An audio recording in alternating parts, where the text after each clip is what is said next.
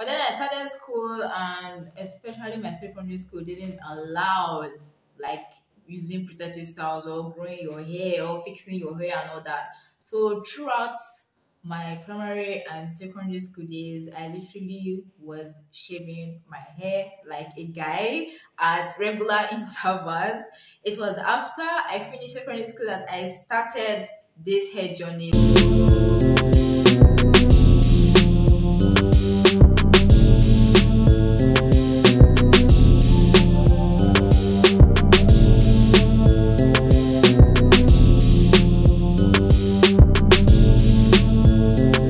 Hey guys, welcome back to my channel, and if you are new here, welcome. Here in this channel we talk about relaxed hair care, hair growth tips, protective styling, and so much more concerning the hair topic in general.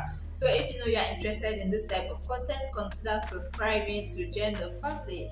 So in today's video, I'm back with another part of the Q&A series.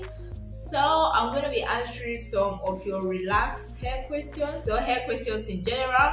So without further ado, we are just going to get started. So the first question here says, how do you deal with build-up in long-term protective styles? Dealing with build-up is one of the challenges I face when in long-term protective styles. And I know most of us dread long-term protective styles simply because of the build-up, especially at the point where the braid starts. But over the course of the 7 years I have been on this relaxed hair journey, I've discovered that dealing with build-up gets easier as you progress. The more you do it, the easier it will be for you. So that's why at this point in my hair journey, I don't dread using long-term protective styles. In fact, I can run a protective style for as long as 5 months and still deal with the build-up without wanting to shed tears. Okay, so there are many parts to this. The first thing or the first point is to try and limit the build-up you get when in long-term protective styles, and there are so many ways to go about this.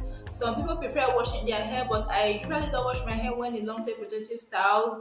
I used methylated spirit and cotton wool to keep my scalp clean when in long-term protective styles. So using this method can actually limit the amount of build-up you use. I've also heard of using dry shampoo, apple cider vinegar, witch hazel sprays. Using all this method is not going to completely eliminate build-up in your hair. You are still going to get build-up, just that it's going to reduce the amount of build-up you are supposed to have when you just leave your hair like that without doing nothing. So, and the frequency you're going to be doing this to your hair is going to depend. For those of you that can wash your hair while in long-term protective styles without having any negative consequences, the amount of time you're going to wash your hair is going to depend on so many factors. For example, how frequently you sweat, how frequently you work out, how oily or how greasy your scalp or hair naturally gets, if you applied so much products to your hair. In fact, the frequency of all the other methods actually revolve around this: how frequently you sweat, how greasy your hair tends to get, if you use products on your hair every day. So the more you sweat, the more frequently you're going to wash or use any of these methods. The more you use products on your hair, the more you're going to have to use this method, because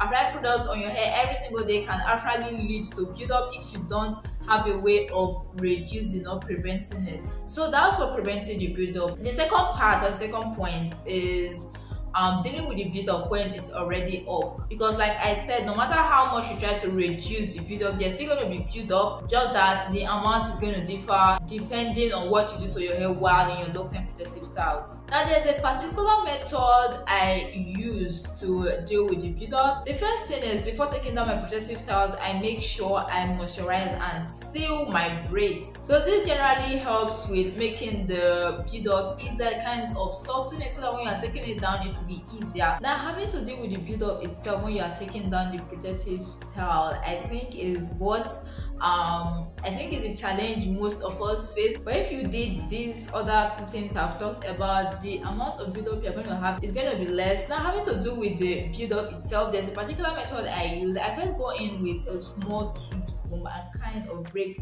the build-up. I'm going to show you guys when I'm going to take down this braid, but I think I have a video already where I use this process.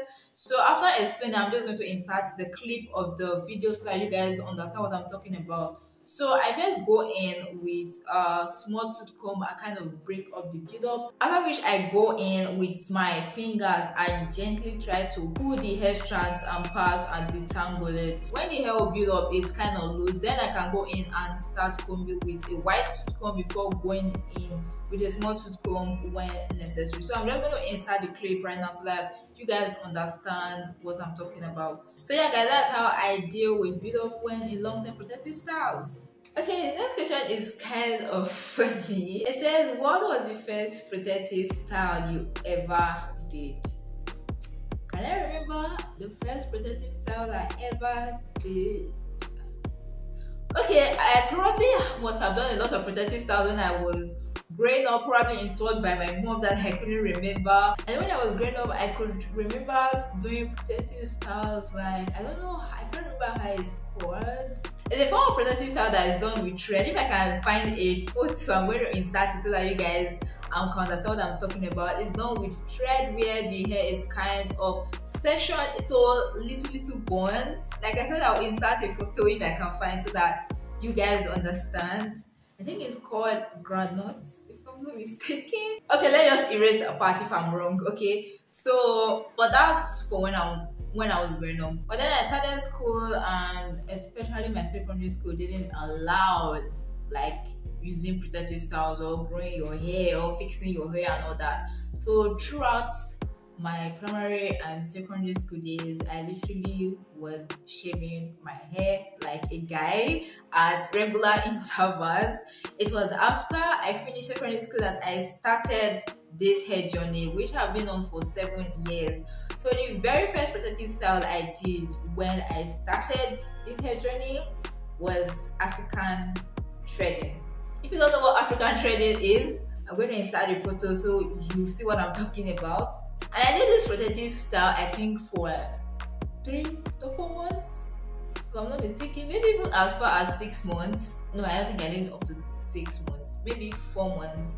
After which I started doing braids, and I used braids only for I think about 2 years before I incorporated using sew-ins into my protective style, because initially I was scared sew-ins were actually dangerous until I made my research and found out that sew-ins can actually be an excellent choice for a protective style, and I don't regret using sew-ins. So that's why I have been using braids and sew-ins ever since, but I didn't go back to African threading again. I remember doing it just once when I was in 100 level, but outside that I didn't do it again. So I first started with African threading. So it was when I get admission to the university that I started using braids, which was about 4 months after I finished secondary school. So the next question here says, would you recommend fox locks as a means of protective styling? All these questions are just related to protective styling. So fox locks as a means of protective styling. The truth is, I have never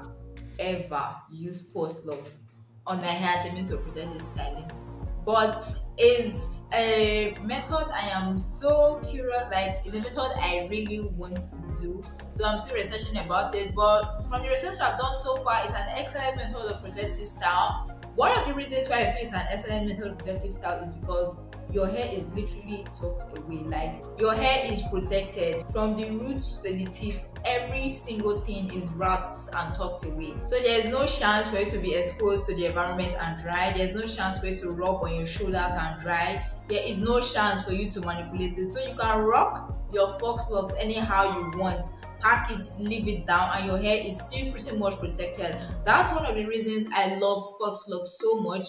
Second reason I feel is an excellent method of protective styling is that it's very easy to refresh. Like when your fox lock, I know fox locks are usually better looking when they are getting old, but just in case you want to refresh them, they are very easy to refresh. All you just have to do is lock the new growths, and that's it. You don't have to go on and take down the whole thing, like when you are refreshing braids or when you are refreshing cornrows. So it's a very, would I say, minimalist method of protective styling, which I love so much. So I'm gonna definitely try fox locks one of these days, but definitely not soon, because I have plans for my hair right now. Maybe later towards the end of the year I may actually try it out and come back and give you guys a feedback. But from the research I've done and from how it is, I feel it's an excellent method of protective style. So yes, I would recommend fox locks as a method of protective style. But there are things you have to consider when installing fox locks.